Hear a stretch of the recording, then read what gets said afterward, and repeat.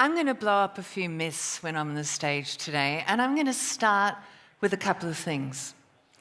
You don't all have to be a unicorn, right? You don't have to have bazillions of dollars of investors funding to start. You don't need big budgets and big teams to set up. What you do need, and another thing you don't need, is you don't also need to be a deep geek tech bro to start a scale up. What do you need? You need focus, a bucket load of courage, and to really nail in on a single job to be done. So thank you for my presenter just before me talking about that. You need to really go in deep to your niche, find their problem to be solved, their pain point, and that's when you're ready to start your scale up. Because if you don't think about that now, there will never be a time when you're ready.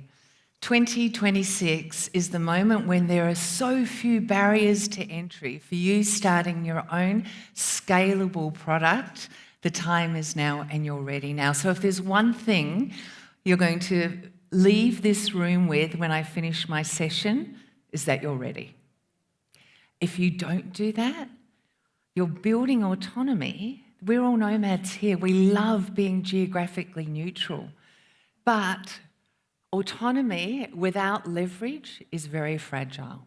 So let me take you through my tips on how to build your own SaaS. Before I do that, I'm Vivianne Arnold. I'm a founder of a AI-powered startup called wiredminds.ai. And before that, though, you might have picked up on the Australian accent. I'm an Aussie girl, and I'm from the outback of nowhere, Australia. We're talking red dirt, nothing for miles. It's like a Mad Max movie or a horror film setting is where I was born. So for me to become a worldwide director at Microsoft in Silicon Valley and Seattle, it's a few stops in between, right? But let's go back to the country girl in outback Australia. The only technology we had, and most of you in the room won't even know what this is, it's a CB radio. So I got taught at the very beginning, when my education started, over a CB radio. This is what truckers, like convoy truckers used back then. That's what I started my education on. It was called School of the Air. So for me to become a gig girl from that beginning in a poor country sheep station in Australia, if I can do it, you can do it. Okay, so I became a nomad, digital nomad before I think the term was even coined. I started my nomad journey way back in Japan, and it was really great last night meeting so many people from the Japan nomad community. So I was back there in Japan. This was a really great time to be in Japan. The yen was strong, technology was going off, and I ended up making my very first product there as a recent university graduate at 20 years of age. So my entrepreneurial journey started at the same time as my digital nomad journey. One-way ticket to Japan. I had one of those backpacks, second-hand, passed down to me through other nomads, and I treasured that backpack, and I had that huge minimalistic ego where I could pack my whole life into one backpack. Yeah, fast forward a little bit. That minimalism is gone. My husband, who's the co-founder of the product, he's a collector. We've got guitars, we've got amps, we've got cars, we've got motorbikes. There's no minimalist in me left. I've got a dog. But the spirit is still there. I'm still traveling. I'm still geographically neutral, and I've lived all around the place. So I talked about being in Tokyo, Seattle, Silicon Valley with Microsoft, London and Paris. I actually got 5 years in Paris. I was Emily in Paris before that Netflix series, right? I mean, I'm up to series 12 now, let's face it. She's at the beginning. So in Brazil, I started my first founder company in Singapore. I was doing digital transformation for global banks. And it's very, very similar to what I seem to be doing now. It's all about technology. It's all about thinking about different business models. Quickly, yes, you heard I was a worldwide director for Microsoft, but I didn't get there through MIT. This was in an era when it was all about getting results and revenue, nothing to do with, I don't know how you felt about the process. So I was a CMO for Telstra, did trade negotiations for the Australian government with China, went in, did APAC digital transformations for companies like PayPal. So that is all kind of saying that I have been everything from an expat to a nomad to a founder. And everybody sort of says to me, why did you decide now to build a SaaS? So I had an agency, again with my husband, Mr. Bruno, and we were booking deals. We were doing social media with video production. We did social content, and we were getting some really good brand names. But I don't know if you feel this too, but it's like an endless cycle because you've got a great client, but then you have to pitch for the next client. And then when you've got that next client kind of going, you've got to finish the work on that client, and then you've got to be pitching. And even though we were busy, it didn't feel like freedom. And if I didn't turn up, I wasn't billing my time. And my mum had had a stroke. We were in Sydney. Then. We were, working on we'd won some awards, we'd got great brand names and everything, and then they all crashed. Mum had a stroke. We moved to a smaller, Adelaide is a small city, not that big on technology. I'd come out of Silicon Valley and Seattle and things where you could breathe the innovation, and Adelaide wasn't that. Mum had a stroke. It was just so hard to win the next job and to feel motivated about it, and AI hit. You all remember that a few years ago, right?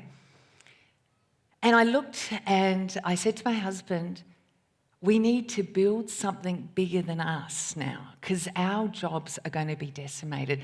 I mean, Mr. Bruno's amazing at product design and UX and creative genius, right? And I'm great at sales and marketing, but those roles were getting incredibly disrupted overnight. And I kept thinking, when are we going to change from billable hours to turning up to something where I can be on the beach walking my dog instead? So if you've got that feeling too, that you want to build something that's bigger than yourself, that's going to be there when you're not, that's the time to start building a SaaS. That was our pivotal moment. We realised the old agency model was broken. So what should you do? And you've had a bit of advice in the session before this, but I'm going to drill in on this for a second. How do you find what you want to build, right? How do you know that you're answering a problem? I really suggest with starting to think about your own problems for your own niche, your own community. So we're all sitting here, we're all in a community, and at the moment it's the Nomad community. What are the systemic issues, the pain points that you're all experiencing? Start there. So for me, I'm a marketing and sales director. I've been doing that for 25 years. And I've done my own startups, I've done other people's startups, worked for really big brand names, etc. The one problem I really knew, the job to be done, was that, I don't know, all the time people would be up at my desk and at my marketing team's desk saying, we need more content. I need content because I've got an event coming up and I've got to fill the seats. I need content because I want articles to show that I've got a great new deal. Or I want to write articles that shows that I'm an insider in my community and I get really where that industry is going. Or I want to follow up emails that has an actual nurture cycle, not just a one-off. So that's my problem to be solved. Tailored, engaging content. Everybody needs it, right? That was my one problem to be solved. But in the old model, what would happen is you've got a social media manager, you've got a designer, maybe a PR lady wants her have a say in the approval process, you've got a CMO, then you've got a product manager. That approval process, not just writing the content, but getting the approval process took weeks and weeks, and so many people involved. It was like collecting a fingerprints to get one piece of copy signed off. That model is broken. We know you need to have content out there fast, it needs to be scalable, and it needs to be tailored and engaging and not AI slop.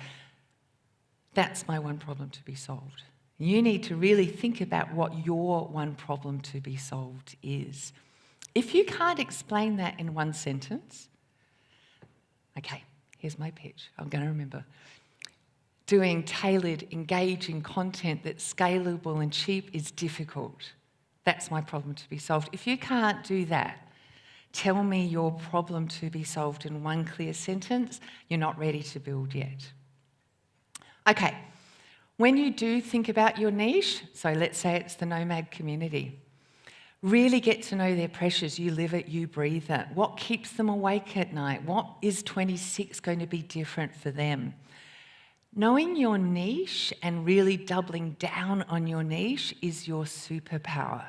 If you do an AK-47, machine gun approach, you will not build a product that you can scale that will be profitable. Knowing your niche is your power. Okay, another myth I'm going to blow up for you now is the myth of the solo entrepreneur. And I get this a lot because I don't look like what people think is the stereotype of a AI-powered SaaS looks like, right? People always assume that there's this fantastic geeky guy who's in China, stereotypes coming out of my mouth now, who's 19 years old and he's going to make a unicorn all on his own, independently, nobody else is going to be involved.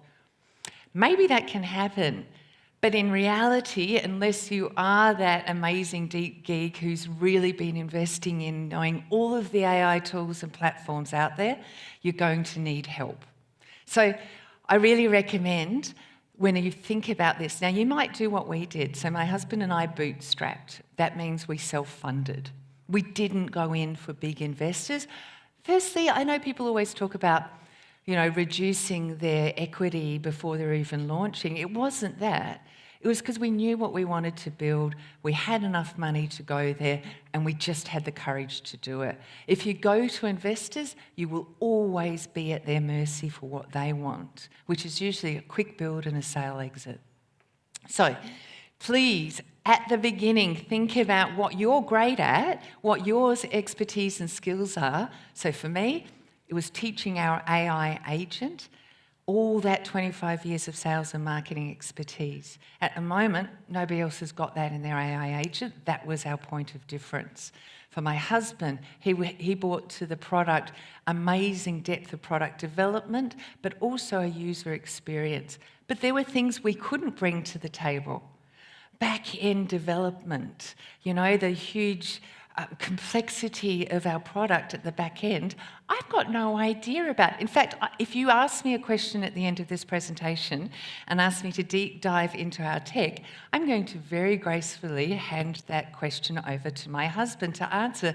I'm not allowed to answer that question anymore because in a pitch to a prospective client, I was trying to say, and we have this API into Canva that makes sure you have beautiful designs at your fingertips. What I said was, we have a beautiful API. It's really gorgeous. So my husband goes back to the dev team and says, thanks for making it purple. That API is really beautiful. So you have to pull in expertise. You're not going to be able to do it all yourself. You're familiar with these platforms. One thing I also want to say is this incredible community. There are people here who are sitting to the left and to the right of you who also have amazing skills that are going to help you with your build. So collaborate right at the front.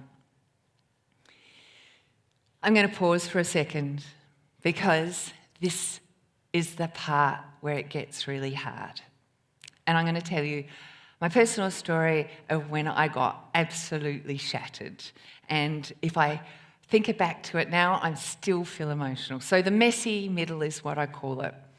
You've got your niche, you've worked out your target audience and their pain point, you're in the middle of the build. We were at MVP, minimal viable product.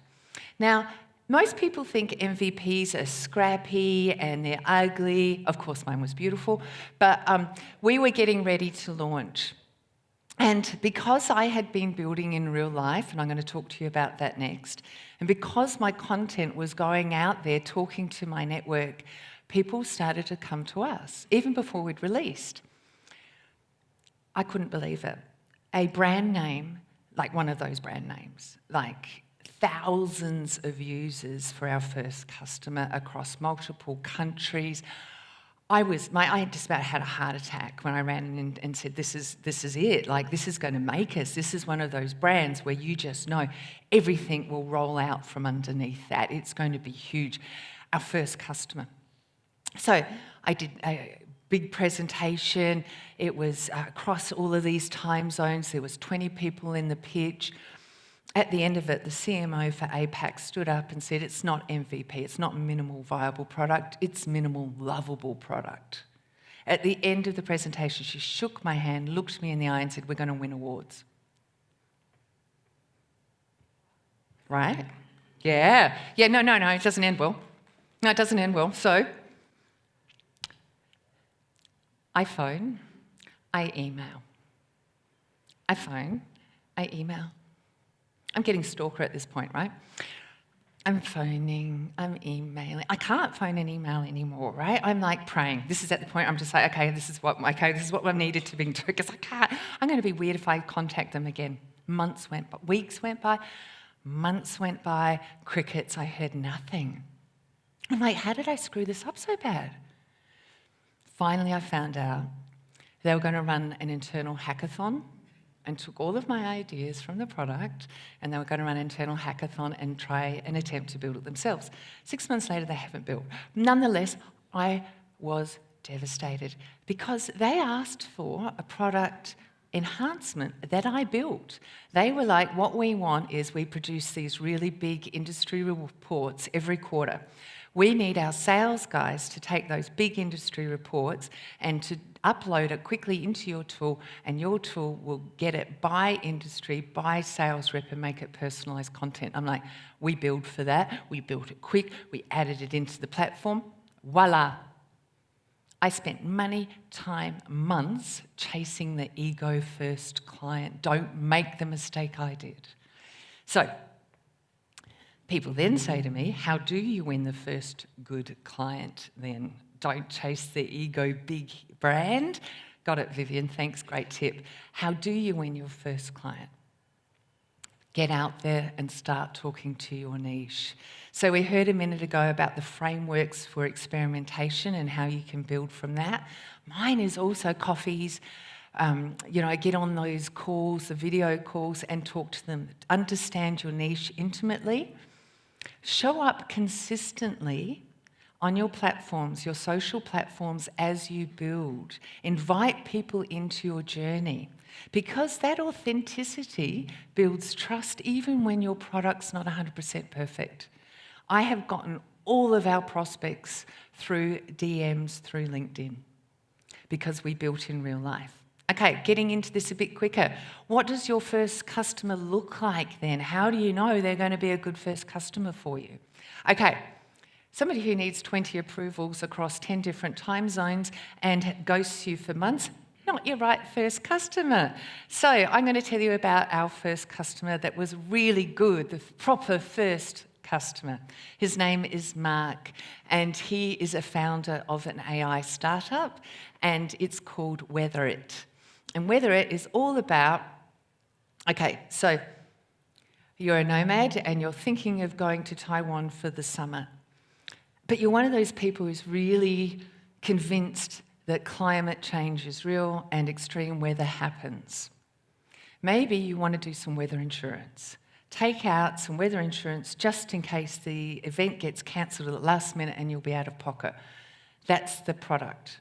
Now, Mark read my content on LinkedIn, reached out to me through direct message and said, I'm at the point where I need to get outdoor experiences, people like music festivals or equestrian events using my weather insurance. Vivianne, help me get new partners. Now that was an ideal first customer because job to be done, tailored content that's scalable and cheap. Secondly, he said yes straight away. It took 2 calls. That was it. Less than a week, he was on the platform. So really think about who you say no to as much as who you say yes to, because that will give you momentum. And momentum gives you confidence, and that wins you the second big client, and that's how you fly. So get a mark. Okay. I think I already spoke about this. The small wins build the confidence builds the momentum, and that's how you get a strong winner. One of the other things that one of the earlier speakers talked about as well is how you view your own product like your own kid, and your own bias goes on top of that. You know, all right, I don't have kids, but I have a dog. I think my dog's a genius. Elon Musk is going to call her for a space mission any moment now, right? So I think my product is brilliant. And I had in mind what I thought my product was going to do. It was B2B, it was all for sales reps, empowering them to get on LinkedIn without those long approval cycles and things. Turns out, the product is wider than that. So for me, I was looking at one target audience, solving one problem, but that problem exists in other target audiences. So now we've got people saying to us, hey, we want to take your tool to non-English speaking countries that want to position themselves using your tool on LinkedIn but don't have the English language confidence or the business know how to do that. They're anxious. Another one is consultants who want to stand out, content creators who have been big on TikTok and LinkedIn, want to move to LinkedIn. Different languages, they all have the same problem, but I was too narrow focused on what I thought my product could do. So, I'm going to pause and say, you've worked out who your niche is, you've worked out their problem to be solved. You've turned your back on the wrong first customer, and now you're chasing the ideal first customer, and you've got a great win. You've thought about what your product and the problem it's going to solve, and you've widened your lens to see there's other audiences and target markets and industries you can go to. One thing I want you to remember, though, is every single one of our leads at the beginning came through direct message from LinkedIn. Every single one. Why is that? Because people don't buy a product. They buy in your belief. They buy in your confidence. They buy because they think, yeah, I can trust her to deliver. So they buy you first. When you're building your SaaS or your scalable product, remember, you are the face of your product. I'm sorry, you're the Bill Gates. You are the person, the Richard Branson. You are representing your brand. Now, I'm an introvert. It takes a lot for me to be on stage, but I am the face of my product. You will be the face of your product too. So, build in real life. Tell your story, your founder journey, your pivotal moment, why you're building this product, because as you build your product, you need to be building your brand, and you will be building yourself in real time in public as you do that. Sounds scary, so I'm going to help you with that. Okay. How do you build your brand in public? How do you get out there and cut through so when you launch your MVP, you've got customers wanting it? First place you need to do that is LinkedIn. Hold up your hands if you're on LinkedIn at the moment. Brilliant. That's a fantastic result. Now, hold up your hands if you're on LinkedIn twice a week. Excellent job. Well done, you guys. You know how heavy lifting that is, but if you want to make an impression on the algorithms are hungry. You need to be consistent. If you're not getting consistency, you're not cutting through. And these are the decision makers. Let's say you're a content creator out there. You want to do some brand sponsorship. You want somebody to have you promote their product and be a real influencer. Where do you get those brands interested? The only place you get to talk directly to a brand owner or directly to the affinity partner program manager is via LinkedIn. This is the way you cut through the corporate gatekeepers and can talk to the actual decision makers. If you are like me and you love being geographically neutral, how do you break into a new country? Usually through LinkedIn. So you need to double down on your LinkedIn presence if you want those bigger opportunities. To help you do that, and just before I finish, because I've run out of time, is my brand visibility formula. Please take a recent photo of yourself, not one in a bikini on a beach. Yes, you look fabulous, but that's not your LinkedIn profile. This is where business people meet. Take a photo of you, people connect with your face. Next thing is your story. Here is a picture of me telling the founder journey story on LinkedIn. This is where I got my early sales. So you tell your story and people will connect with you. Second, add value. Teach, simplify, solve a problem or a pain. This is the hardest one. Repetition. Consistency builds recall. You will not stand out on LinkedIn or any social platform if it's random. Please remember, discipline will help. Okay, proof. Talk about your marks, your first clients, the people who trusted you. Now, there's one thing I really want to leave you with today, and that's helping each other, being part of that community together. So I want to give you a help. I want to help you out. I'm giving to the community here 14 days free trial of my wiredminds.ai content generation tool. Thank you. Thank you. Excellent. Ka kun ka. Thank you for that. Because this is the thing, right? Where firstly, community supports each other. Founders should have each other's back, and I passionately believe in that.